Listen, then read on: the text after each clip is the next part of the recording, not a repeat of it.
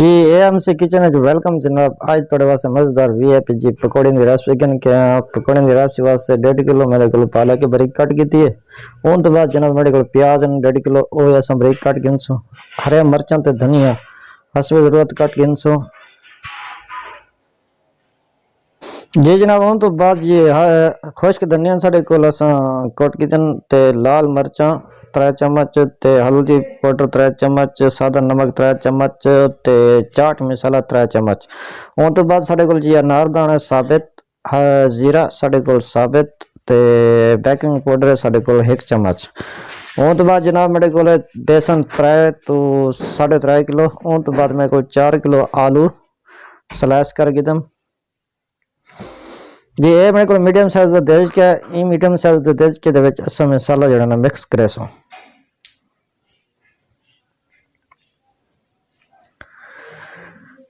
जी। सब तो पहले इन आलू ऐड कर गिनसो।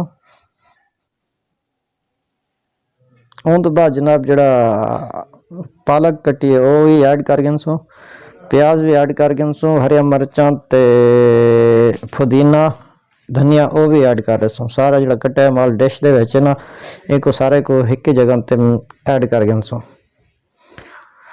उन तो बाद जनाब मेरे को खुश्क मसाला तो दसे लाल मिर्च खुश्क धनिया सादा नमक हल्दी और चाट मसाला ये भी विच ऐड कर गिनसो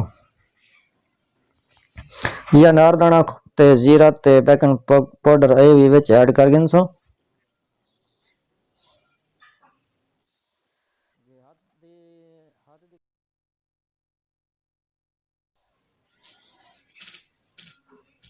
जी। इन आप जी जड़ा बेसन है साढ़े को तकरीबन 3 किलो वो भी ऐड कर गिनसो जी। ऐड करने के बाद अच्छे तरीके दोबारा मिक्स करे सो इनको मिक्स करके ते तकरीबन आधे घंटे वास्ते छोड़े सो। आधे घंटे बाद जनाब अस इनको तैयार करे सो।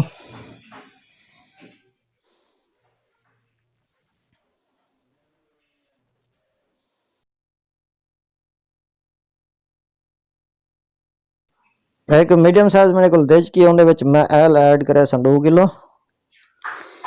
उस तो बाद जनाब पकौड़े कटने शुरू कर दे सो।